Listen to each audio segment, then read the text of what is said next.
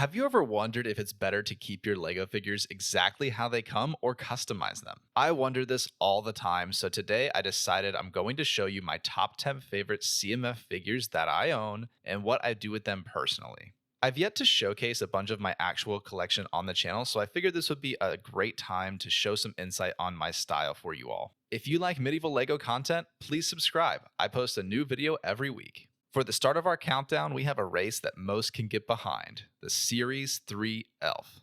Elves are very popular, and they've been very popular for a long time. And I think the Series 3 Elf has been a standout figure even to this day with the CMF series. It's really hard to get your hands on a good-looking elf figure outside of the Lord of the Rings sets, but those sets usually come with the realistic skin tones, and that's not everybody's thing. The Series 3 Elf brought a whole new light to elves with the subtle ears on this hairpiece. And that's not even the best of it. I think some of the standout parts on this are the torso, legs, and the shield. The green on the torso can go nicely with any woodland theme or even night theme because of the armor on it. The pants match this figure perfectly and give him a hint of brown too. I love this combo, and it wasn't often that you saw an early CMF series that had leg printing, so this was great. I'm not sure if this was the very first longbow that we got, but it definitely helped popularize the longbow. I do prefer this bow over all the others. I use it for a lot of my champion figures or leader figures in my fantasy kingdom. Lastly, this shield has changed LEGO Castle forever. The beautiful stag on it is just so fitting for any elf theme or any woodland theme or anything like that. I would even possibly say you could use it with the forestmen. The shield is so versatile though, and you can either make a new faction or improve your existing factions with it, and that's why this figure gets the number 10 slot on this countdown.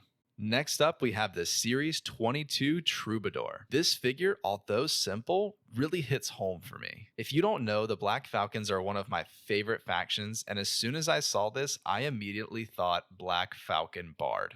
The torso and legs match perfectly and create a great Bard outfit. The arms do have a little hint of pink, and it does mix it up, but it also helps it match the feather that we get on top, which is a really nice touch. The loot here is nothing special, but let's talk about the hat piece. The recolor of the Forestman hat is blue now, and I love it. I use this for a ton of my Black Falcon archers myself. I'll for sure be keeping one of these figures fully intact, but I do hope to get more of these torsos and leg pieces to help bolster my Black Falcon's ranks. For number 8, we got a figure who goes with a theme that's been blowing up recently, the desert theme. I'm super happy that this theme is getting a lot more love so my figure can have a home. Here we have the Series 13 Snake Charmer. Although I'm not a huge fan of the lime green on this figure, it does make it pop. It's really nice to see that the torso and legs go perfectly together and really fit the style for this area. Now this is actually a new hat mold. It's a bit different than all the others we have, and it's in white, so that makes it really cool. The snake mold for this figure though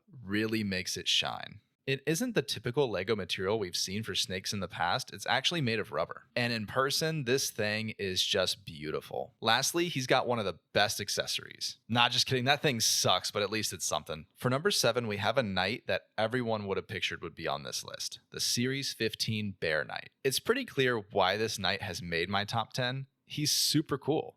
The pearl dark gray and the dark green are just a great color combination that we've seen from the Dragon Knights back in the fantasy era, and it doesn't matter what symbol it has. This color combo is just genius. The torso and legs go seamlessly together, and I don't think I'd ever separate them, to be honest. And let's not mention you get that nice half shoulder piece to round out the figure. My favorite part of this figure though is the mace. Us castle fans have waited so long for a nice mace. I remember as a kid we used to always brick build our maces, but now we don't have to. That's what makes this rubber mace top so great. I do wish we would see more figures with this so the price point on that mace top isn't so high, but it's a great addition to Medieval Castle. Many people have made their own faction out of this figure since the shield has a bear on it.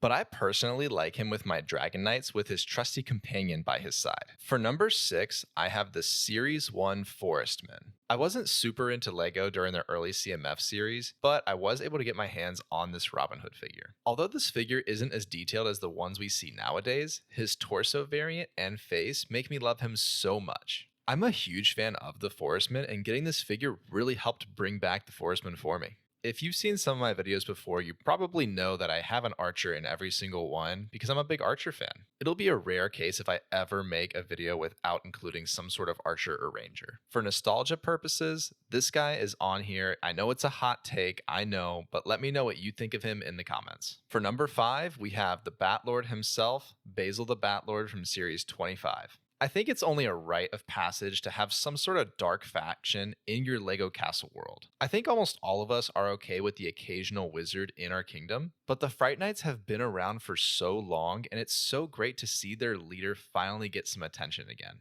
Because I grew up with the Fright Knights, they'll always hold a special place in my heart, and when I finally found Basil the Batlord, I had to get him. His torso and legs resemble the old style Fright Knights, but just an updated and more detailed version. I really like that they redid his helmet mold, and his glowing eyes pop nicely. The best thing about this figure though is the cape. Man, this thing is sweet. To think that they only sold this figure for $5 is honestly crazy. And not to mention, on top of all of that, we also get the new Fright Knight shield and a double-bladed glowing red axe. Basil the Batlord is a stunning figure, and I had to include him on this list. The only reason he isn't higher on here is that the others just hold a more special place in my heart. I mentioned earlier how I love the Black Falcons, and they're probably one of my top 2 favorite factions, and that's the reason the number 4 spot goes to the Series 24 Falconer. I know we all hate the hairpiece on this figure, but everything else on it really helps the Black Falcon faction. We get a slight variation of the Black Falcon torso, and the legs are a bit different but match perfectly. I honestly wish I had more of these legs for my ranks. We do see a new cape style with this figure that leaves a bit of cloth around the neck to make it look more full, and finally, a falcon mold. This has been long overdue, and I'm glad we finally see this. The bow is okay, but it's a recolor, but the figure as a whole just works wonders for the Black Falcon faction. It's so high up here because the nostalgia of the Black Falcons, and I'm biased towards them because they're one of my favorites. For bronze on this list, we have the Series 27 Wolfpack Beastmaster. Now I know what you're all thinking, oh, the Wolfpack must be one of his favorites as well, but really they're not that high on my list. They might make it into the top 5, maybe not even. This figure is just simply beautiful and has completely revamped this faction as a whole. The legs and arms on this guy are perfection, and they work well with any medieval army that has any hint of brown on it. The torso is a nice variation of the Wolfpack torso, and not to mention this new fuzzy cape. It fits this faction perfect. It really made the Wolfpack faction army build worthy, and the timing has been so great for this CMF because the medieval square came out not too long ago. LEGO did a perfect job with this, and the hype was great. Not to mention, you get a nice sword mold, a printed shield, and a hood piece to round the figure out. And lastly, to top this guy off, you get a wolf. And not just a little crappy wolf, this guy's huge. They really made this wolf to scale how they would be in real life, and I love that. All in all, this figure's great, and if I was a bigger Wolfpack fan, he might even be higher. Now for second place, some of you might have guessed this based off of my profile picture, but the Series 6 Highlander Battler takes the cake. My profile picture has this torso because I found it at a Bricks and Minifigs building station, and then I built the character you see in my profile picture that day. This was one of the big things that brought me back to medieval LEGO as an adult. So specifically, if it wasn't for this figure, I wouldn't be making these videos for you guys right now. That being said, the torso and legs go great together, and you can clearly see it's a kilt from the printing. The arms being nude do make sense if it's summer or springtime, and I can't help but love the subtle printing on the shield. We haven't seen many Scottish figures before, but I can't wait to show you all what I've done with my faction for these guys.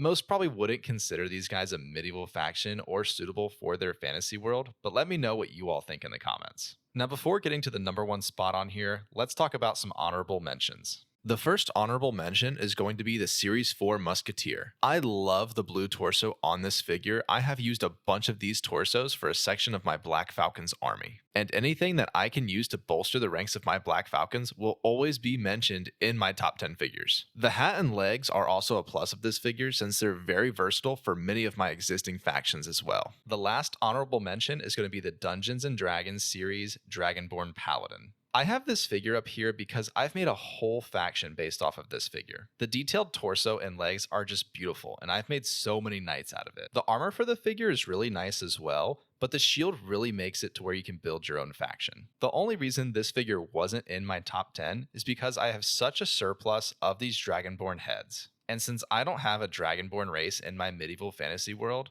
he just barely is left off this list. For the number 1 spot, we have the Series 16 Rogue. I think most medieval castle fans will have this figure somewhere on their top 10 list. I mean, just look at him. His mask is one of the coolest out there, and the only other time we've seen this is on some super expensive Ninjago figures. The dark green color is a classic for everybody, and on top of that, he's got a Wolfpack emblem? Where did that come from? This figure already has some built-in lore. Because of his color and because of that emblem, he can pass for so many different factions. I myself have a few of these guys spread out in different factions, and I also customize them myself too. The possibilities for this figure are just so great. And because you can do so much with it, it takes the number 1 spot for me. But let me know some of your top figures in the comments, especially your number 1 CMF that you go for. Now, I don't own every figure, and I did this countdown based off of my personal collection. If there are figures you don't see on this list that you think deserve a top slot, please let me know. I of course want to add a lot more figures to my collection in the future, and this list will change every so often. Maybe next year I'll do an updated version of this countdown to show how my collection has progressed. And if you don't agree with this, that's totally fine. I love hearing everyone's opinion. If you like this video, please smash that like button and subscribe for more medieval LEGO content every week.